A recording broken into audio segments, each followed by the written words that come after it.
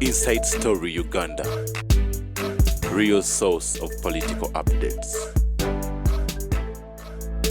Tumwebaze is most of these people are testifying on Zoom. You go to Serena on Thursday, whether you not see big people now testifying on Zoom. When the ICC told them, we are not coming, they are written to them, we are seeking, we are, COVID is rampant. Why? To them with much money. What you don't know now is that they have reached a level. They have used a lot of money. They have hired lobbyists in Europe and everywhere. Now they are arguing that there is yes, we made a mistake.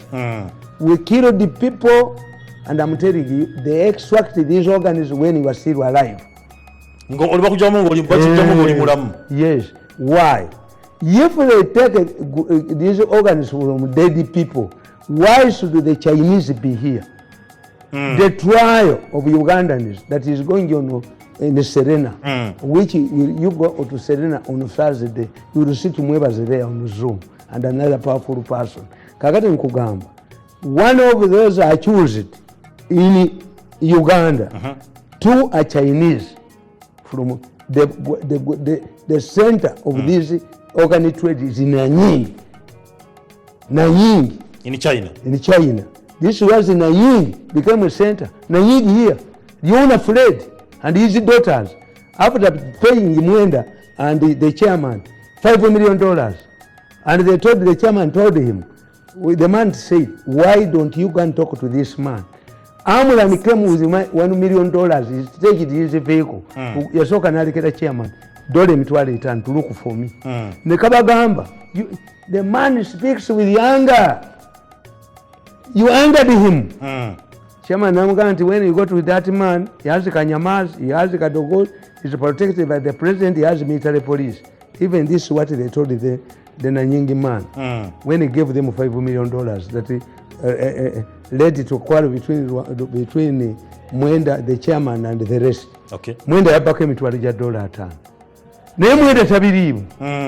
Mwenda is not a part of this trade. Today, Mwenda connects. Kasajja kagezi kababuuza, when I'm involved in a business, am I a supplier? Am I a middleman? Am I the recipient? Kagana ko kababye bubbi. Era kati mu meeting tekakyalimu kadduka tekakyabeeramu. Kati nkubulya gamba. They mishandled the case. First of all, they thought that Rwabogo thought that by suffocating me economically, telling people not to give me money, I can play tape here, where he is saying, if I accept Museveni's money, Museveni told them, give this man 3 billion. 3 billion. Put it on his account. Nze ngenda muwe ebyange yankolera naye mwe abasonyiwe.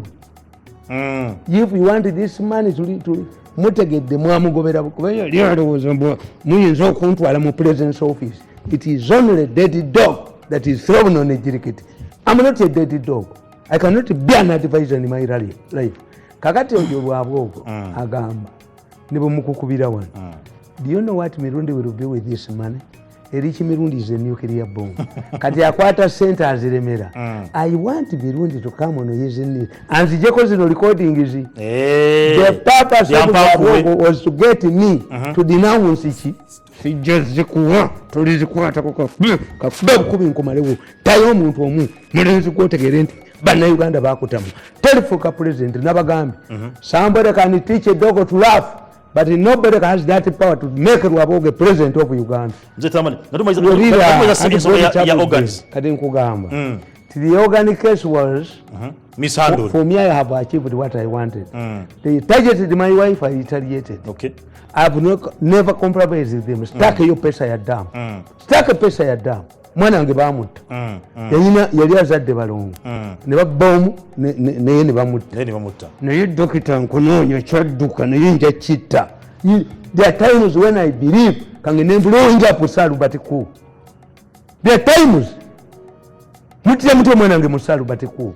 Alubatiku ko yaba Christians. Nsambya yebadde wayo bugundu. Sambya hospital. Yebadde wayo buno bwa yero. Luwaga mwebali. Kirudu, notorious. Lugazi, notorious. Masaka Chitovu, hospital. Dr. Namaganda. I have these for me, I have achieved. What do you want to achieve in life? One, the business is totally grounded.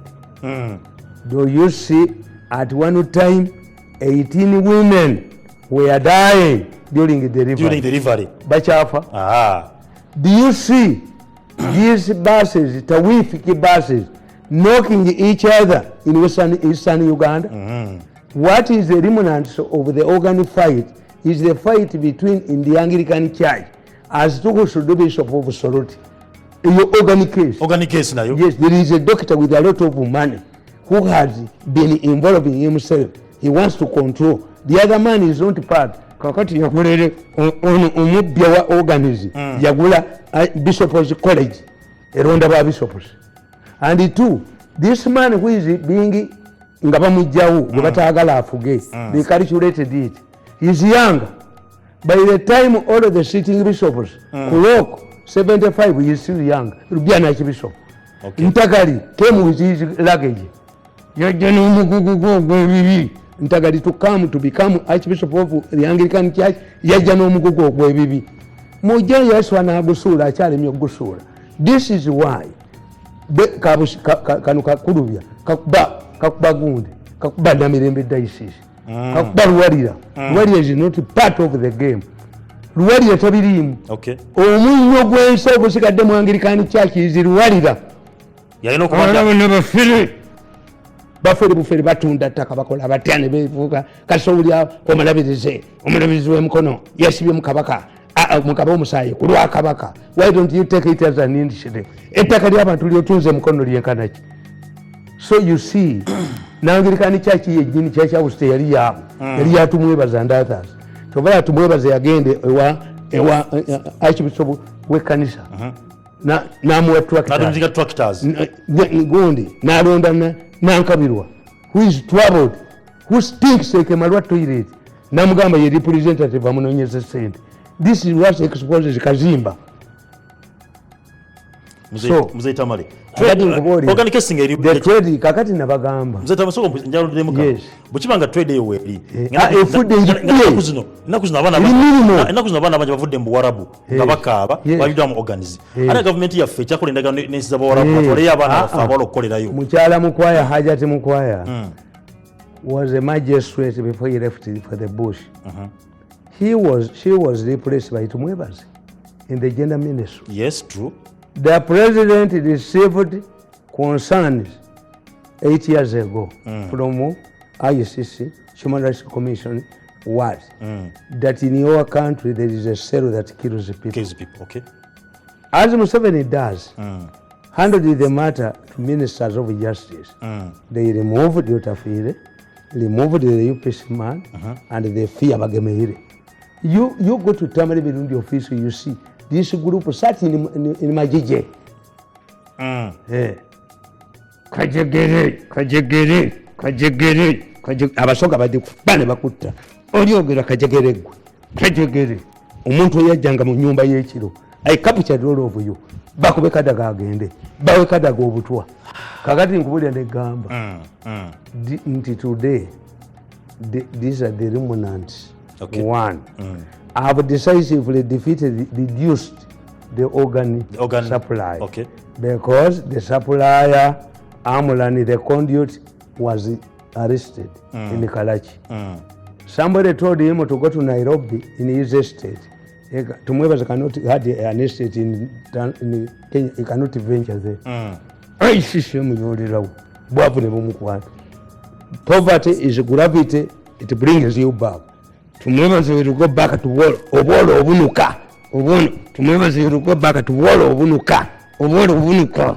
Family ya musinga gange ya obukaga bugoba musayi. Bobali get money can go to back to get money. If you don't, money received God through privilege is a ice cream. It merits. Mzee Tamale, CID iso bani bali ndo mu nsonge linda nkugamba nti benso bije bakola. One, they would have said we are hearing a madman. Why they tried to remove me from TV and radio stations. They fired. They chased away Mutavaz and replaced him with this Kagaro. They went to YouTube and they hired Charles Onyango Obo to write in the monitor. This is they are tribalistic. They are inside Onyango Obo. You are West. You are West. What his name is about Onyango Obo. Use his name. TMO Basil Singer. But what they didn't know that I had been elevated to an international whistleblower. My vehicles are monitored by satellite. Okay.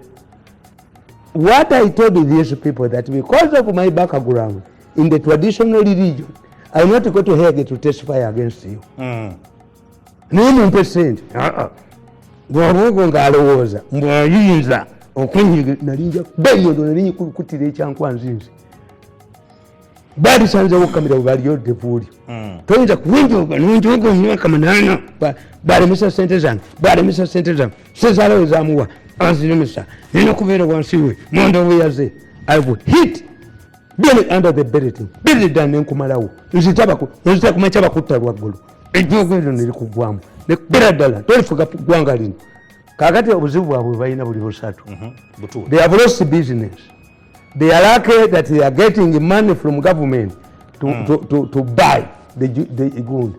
The YouTube told them, if you want us to silence this platform, this channel, bo baali tebamanyi nti Kaliisa yali abayamba. Kaliisa yali musuma.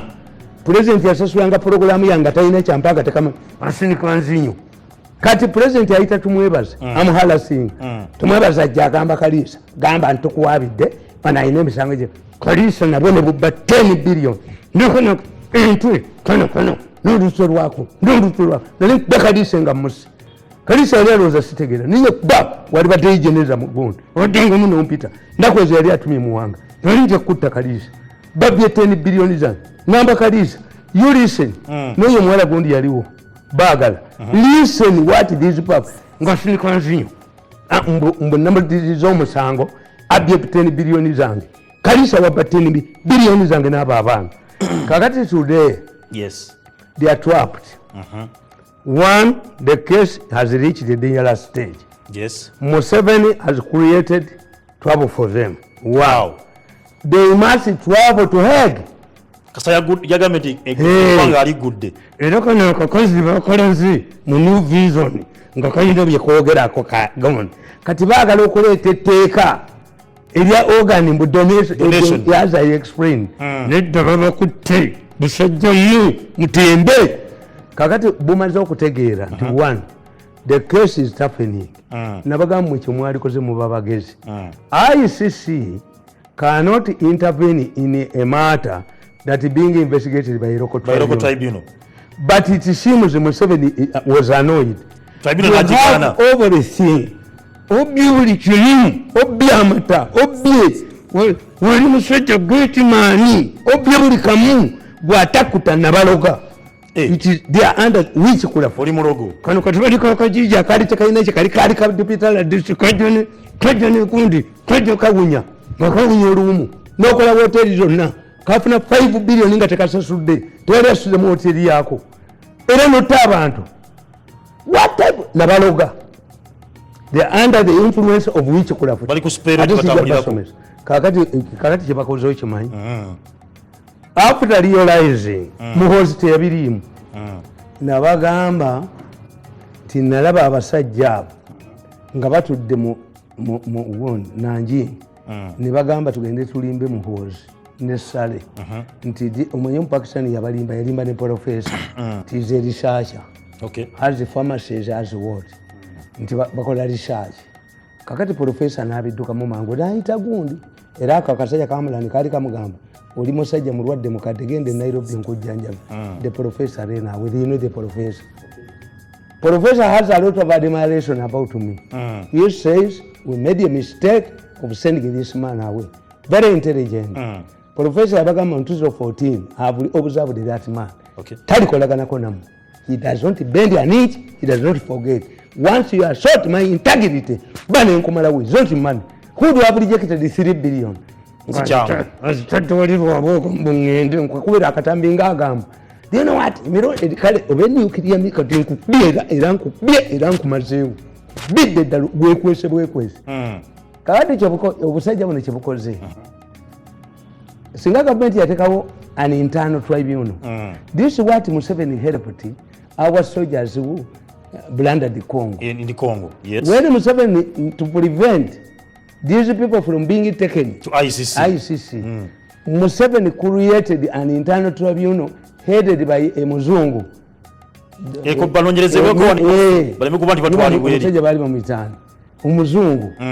Museveni created a commission of inquiry under a muzungu judge here.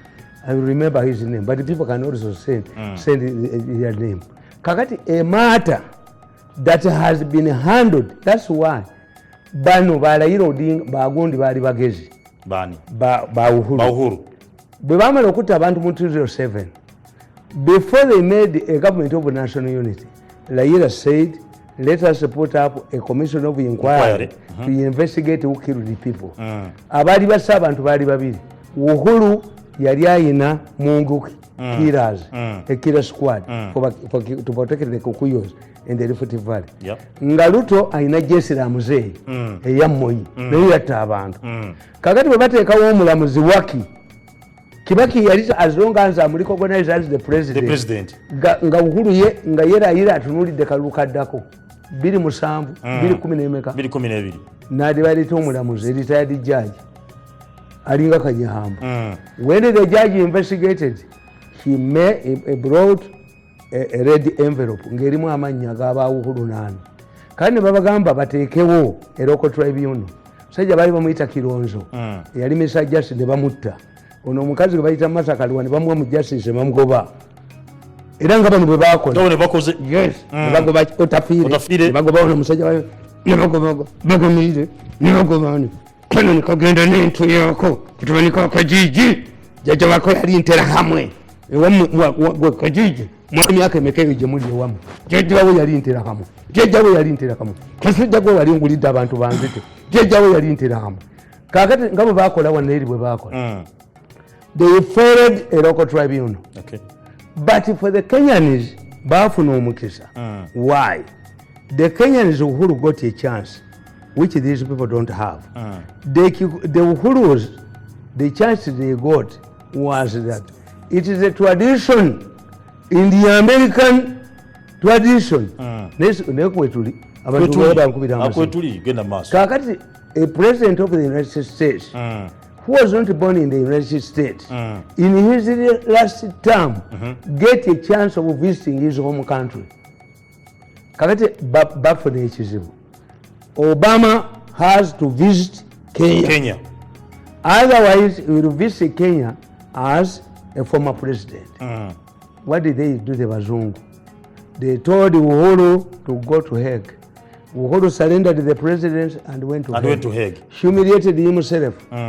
And he said, this does not relate concern the Kenyan government and the Kenyans. This is my personal obligation. Yes, I did it myself and let me go. Now again, all of the photographs, international photographs, flash around the world because as an indictee, Uhuru could not receive Obama at the airport. Era empulutiro bagirekerani Ruto tebagijjanga nawe. But they are using it to shape the next election. That's why in Kenya there is no violence. Election violence is at minimum. Bakibakolako. This is what these Americans want to do to the 2027 elections. Yes. Mugisepinga mutya bana abassa abantu bakandiko abajozi kandiko zipole buli muzirako of education yakuba omwana wange n'odukine kisojo nekijjana nekyereka kyekyamukubye ngende kutta ngende kuba kisajja gwe tekisasula mwenge kikwata abakazi kiwanika kandiko kikubira kandiko simu kaba kisajja gwe okimanye ekyo ekyajja nekyewana mukyakubye omwana wange okateera mandu ati gineseza akayo kali bakalijo. That's what Muziba says. when you humiliate a mandwa, once the mandwa rises up, then you face the challenges. That's what I've taught to these people. Kati obuzibu bwabwe bali cornered. They are decided not to go to Hague. If you don't go to Hague, they will become fugitives in their own country. They will be prisoners in a prison called Uganda. Therefore, they need a pro-president who cannot surrender them to Hague. Because when you do international relations, international domestic law prevails over international law. Interpol must get clearance from this government to arrest them. Batwale katabani kakajiji bamutwale nanyinisi nikalo bindi sema mutwala duke atoje kujuliza obumuluma buyitirivu nnyo bwekyajoga yajoga mwatajoge kakati. These are very important people.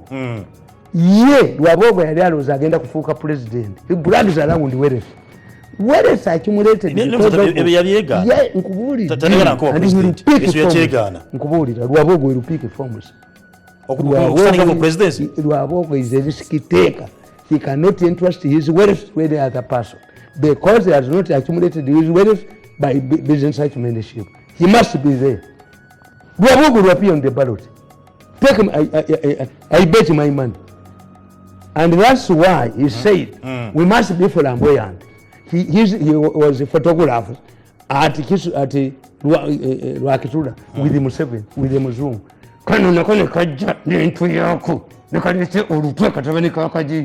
The photographs were appeared in the newspaper at the same time. When I heard them, this is a time to demonstrate flamboyance.